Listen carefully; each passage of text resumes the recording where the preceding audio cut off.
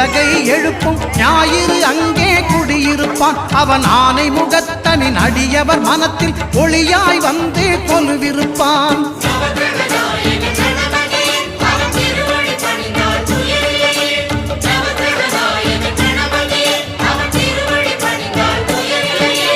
ஒன்பது கோளும் ஒன்றாய் காண